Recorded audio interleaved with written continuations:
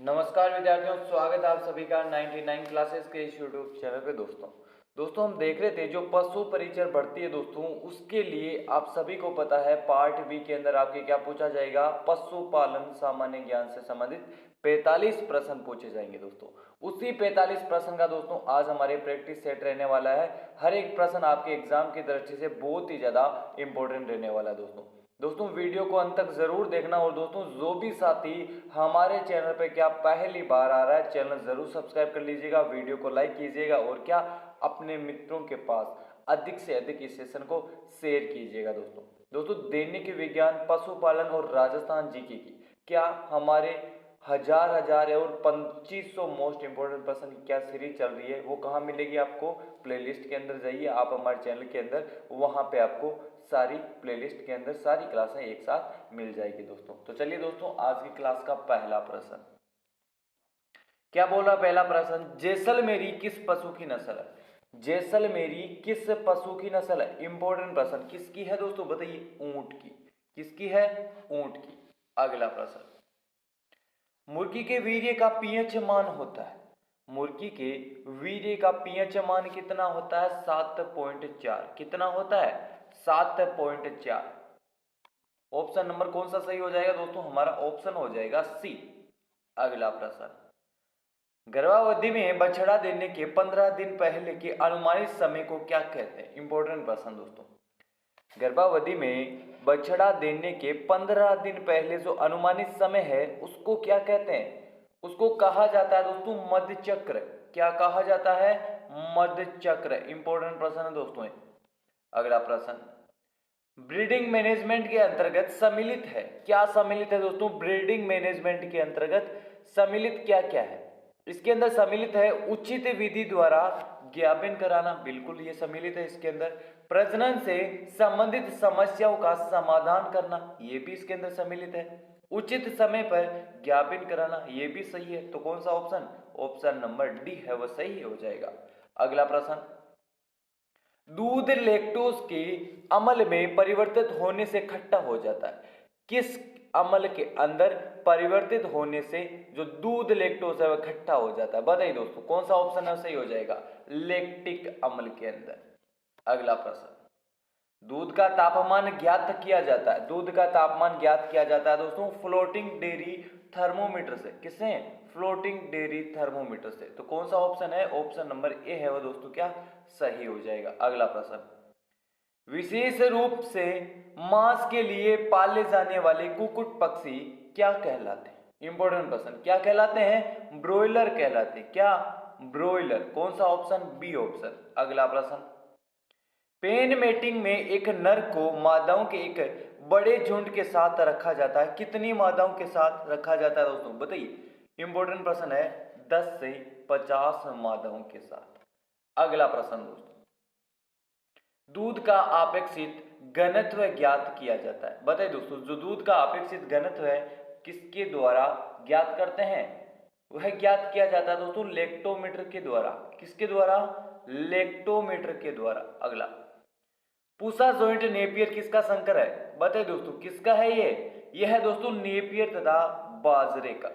अगला प्रश्न, जहरबाद रोग किस जीवाणु के संक्रमण से फैलता है? ये किस जीवाणु के संक्रमण से फैलता है? बताइए दोस्तों क्लोस्ट्रीडियम सीवोलाई के। ऑप्शन नंबर सी।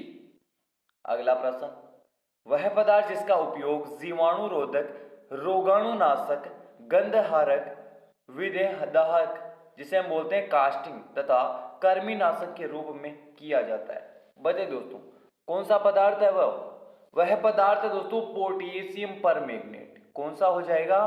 Potassium permanganate. कौन सा ऑप्शन है हमारा? D option. अगला प्रश्न, लाल अतिसार रोग किसके द्वारा फैलता है दोस्तों? जीवाणु, विषाणु, कवक या प्रोटोजोआ? लाल अतिसार रोग किसके द्वारा फैलता है? यह फैलता है दोस्तों प्रोटोजोआ के द्वारा। किसके द्वारा? प्रोटोजोआ के द्वारा। अगला प्रश्न, मुर्गियों में संवलेहन होंक सिंड्रोम किसकी कमी से होता है? जस्ता, मैग्नीशियम, मैग्नीशियम और कोबाल्ट। बताइए दोस्तों जो संवलेहन होंक सिंड्रोम है वह किसकी कमी से होता है? वह होता है दोस्तों मैग्नीज की कमी से। किसकी कमी से? मैग्नीज की कमी से। अगला प्रश्न, भैंस को प्रत्येक 100 किलो शारीरिक भार के लिए कितना शुष्क पदार्थ देना चाहिए? ये इंपॉर्टेंट प्रश्न दोस्तों, बताइए कितना शुष्क पदार्थ देना चाहिए? 2.5 किलोग्राम। कौन सा option? D option.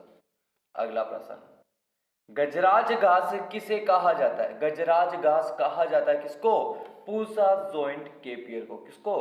Pusa joint केपियर को कहा जाता है क्या? गजराज घास। अगला, अच्छी साइलेज में नमी की प्रतिशत कितनी होनी चाहिए? अच्छी साइलेज के अंदर नमी की प्रतिशत होनी चाहिए 60 से 70%। अगला प्रश्न, निम्न में से पशु प्रजनन प्रबंधन में शामिल क्या है? क्या शामिल है दोस्तों? बताइए। गर्भित होने पर 2 माह बाद गर्भ को पुष्टि करवाना, बिल्कुल सही है। पशु के ब्याने के 60 से 90 दिन के भीतर मध में आना, बिल्कुल सही है। बछड़ों का भार 300 केजी व 3 वर्ष की उम्र होने पर मध लक्षण का उपचार कराना, यह भी शामिल है। तो कौन सा ऑप्शन? उपरोक्त सभी, डी ऑप्शन अवश्य सही हो जाएगा। अगला प्रश्न, लंपी रोग के प्रकोप से मृत्यु हो जाने वाले गौवंश के मालिकों को राजस्थान सरकार दी जाने वाली प्रति पशु आर्थिक सहायता कितनी है? कितनी है दोस्तों? इंपॉर्टेंट प्रश्न। 40,000 रुपए। कितने हैं? 40,000 रुपए।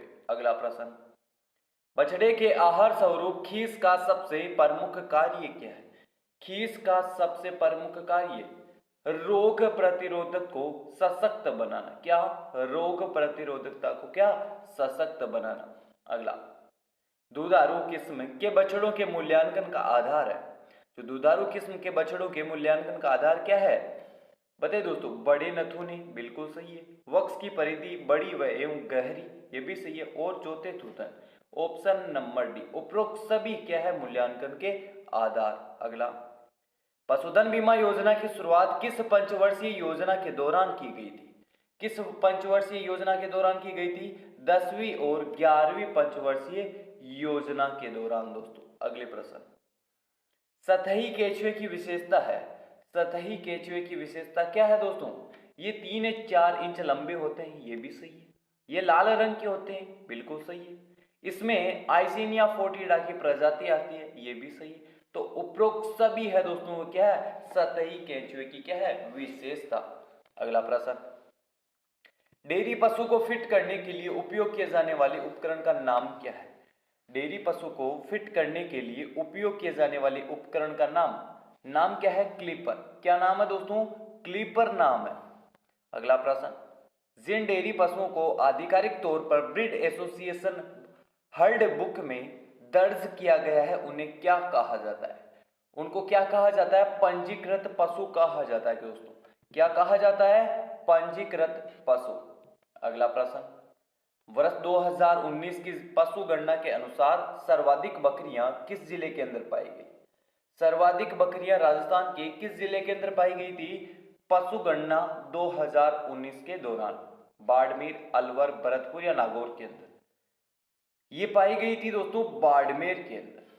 अगला प्रश्न, राजस्थान सरकार किसके दूध प्रसंस्करण हेतु जयपुर में प्लांट लगाने जा रही है? किसके दूध के लिए? बताइए दोस्तों। ऊंटनी के दूध के लिए। अगला, डेयरी फीड में प्रोटीन स्रोत के रूप में उपयोग किए जाने वाले गैर प्रोटीन नाइट्रोजन एनपीएन का एक उदाहरण क्या है?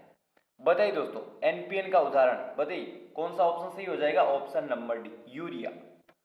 अगला प्रश्न, हाईलैंड व ब्राउन स्विस नस्ल के संकरण किसके प्रोजेक्ट का एक भाग है? किसके प्रोजेक्ट का भाग है दोस्तों? एंडो जर्मन प्रोजेक्ट के। किसके? एंडो जर्मन प्रोजेक्ट के। अगला प्रश्न, भारत का शीर्ष प्रमुख मांस उत्पादक राज्य। इंपॉर्टेंट प्रश्न दोस्तों, एग्जाम के अंदर पूछा गया प्रश्न। भारत का शीर्ष प्रमुख मांस उत्पादक राज्य कौन सा है? महाराष्ट्र, राजस्थान, हरियाणा या बिहार? मांस उत्पादक राज्य है दोस्तों कौन सा? महाराष्ट्र। अगला प्रश्न, निम्न में से कौन सा पशु मेला हरियाणवी नस्ल से संबंधित है? हरियाणवी नस्ल से संबंधित है पशु मेला दोस्तों गोगामेडी पशु मेला और महाशिवरात्रि पशु मेला। Option number D. अगला, मुर्रा नस्ल की भैंसों का क्रय विक्रय के लिए प्रसिद्ध पशु मेला कौन सा है? सेवड़िया पशु मेला, जो रानीवाड़ा जालोर के अंदर लगता है। अगला प्रश्न, 20वीं पशु गणना की रिपोर्ट के अनुसार राजस्थान में कुल पशुधन संख्या कितनी है? इंपॉर्टेंट प्रश्न एग्जाम के अंदर 100% पूछने लायक प्रश्न कितनी है 5.68 करोड़। Option number D. अगला प्रश्न, निम्नलिखित में से कौन सी विधि खाद बनाने के दौरान केंचुओं का उपयोग करती है? कौन सी विधि करती है दोस्तों बताइए? Vermi composting. अगला प्रश्न, बोन चाइना कोकरी बनी होती है किसकी? बोन चाइना कोकरी बनी होती है दोस्तों हड्डियों की राख की। बिल्कुल सही है। चीनी मिट्टी और चाइना स्टोन सभी की बनी होती है कौन? बोन चाइना कोकरी। Option number D. अगला प्रश्न, राजस्थान का देश में कुल दूध उत्पादन में कितना प्रतिशत का योगदान है? बताइए दोस्तों, राजस्थान का देश में कुल दूध उत्पादन के अंदर कितना प्रतिशत का योगदान है? 15.05% का। Option number A. अगला प्रश्न, ताजे दूध में अम्लीयता प्रतिशत होती है कितनी होती है दोस्तों? अम्लीयता का प्रतिशत ताजे दूध के अंदर कितना? 0.14। Option number B. अगला प्रश्न, दूध दोहनशाला में बर्तनों के स्वच्छताकरण का मुख्य कारण है? बताइए दोस्तों, क्या है मुख्य कारण? मुख्य कारण है शुष्क जीवों को मारना। जो शुष्क जीव होते हैं दोस्तों उनको क्या? मारना। अगला, गरिमा सेकंड का नाम संबंधित किससे है? गरिमा सेकंड का नाम है दोस्तों, ये क्या है? भैंस का एक क्लोन। अगला प्रश्न, एक वयस्क दैहिक कोशिका से क्लोन की गई पहली स्तनपायी डोली भेड़ के बारे में कौन सा तथ्य है वह सही नहीं है? कौन सा तथ्य सही नहीं है? डोली वर्ष 1998 में पैदा हुई थी। ये कथन क्या है? गलत। अगला प्रश्न, मोंटगोमरी जिला किस प्रजाति की गाय का मूल स्थान है? बताइए दोस्तों, मोंटगोमरी जो जिला है किस प्रजाति के गाय की मूल स्थान का है? बताइए दोस्तों। Option number B. जो साहिवाल गाय है दोस्तों उस प्रजाति का क्या मूल स्थान है? अगला प्रश्न, फुर्तीली एवं लंबा सफर तय करने वाली भेड़ की नस्ल कौन सी है? मारवाड़ी। कौन सी है? मारवाड़ी। अगला, गलत युग्म कौन सा है? एक तरफ है पशु और उस पशु की नस्ल है। बताइए दोस्तों, इसके अंदर बताना है गलत युग्म। जो ऊंट है, ऊंट की क्या है? मेहसाणा नस्ल नहीं होती। तो ए ऑप्शन ही हमारी क्या हो जाएगा? गलत हो जाएगा। अगला प्रश्न, गाय का प्रसव है उपरांत प्रथम दूध कहलाता है। क्या कहलाता है दोस्तों? प्रथम दूध। कोलेस्ट्रॉम। क्या? कोलेस्ट्रॉम कहलाता है। प्रथम जो दूध है वह है दोस्तों। तो दोस्तों ये थे हमारे आज के जो पशुपालन के आपके कितने पशुपालन के 45 प्रश्न थे आज की क्लास के अंदर। आई होप ये क्लास सभी को पसंद आई होगी। और दोस्तों 45 प्रश्न में से आपके कितने प्रश्न सही होते हैं कमेंट बॉक्स के अंदर मुझे जरूर बताना। और इन 45 प्रश्नों का आपके लेवल कैसा लगा, आपको ये क्लास पसंद आई हो तो अपने मित्रों के पास अधिक से अधिक इसको क्या शेयर कीजिएगा दोस्तों। तो चलिए दोस्तों आज की क्लास के अंदर इतना ही। जय हिंद, जय भारत।